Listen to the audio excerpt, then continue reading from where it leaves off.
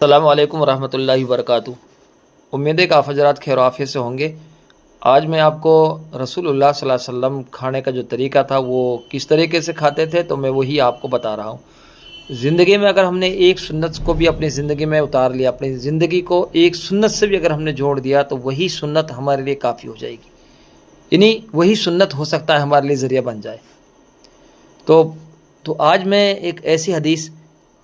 جو کہ رسول اللہ صلی اللہ علیہ وسلم جو کھانا کس طریقے سے کھاتے تھے، کعب بن مالک رضی اللہ تعالیٰ عنہ ایک صحابی ہے، انہوں نے ایک حدیث بیان کی اور کہا کہ رسول اللہ صلی اللہ علیہ وسلم جب کھانا کھاتے تھے تو 3 انگلیوں سے کھانا کھاتے تھے، 3 انگلیوں سے، 3 انگلیوں کو استعمال کرتے تھے جب کھانا کھاتے تھے۔ اور پھر کھانے کے بعد میں آپ صلی اللہ علیہ وسلم ہاتھ دھلتے نہیں تھے، ہاتھ دھلنے سے پہلے آپ صلی اللہ علیہ وسلم اپنی انگلیوں کو چاٹتے تھے، یعنی پہلے انگلیوں کو چاٹتے تھے، اس کے بعد میں آپ صلی اللہ علیہ وسلم اپنے ہاتھوں کو دھوتے تھے۔ تو اس لیے ہم بھی ایک ایک سنت پر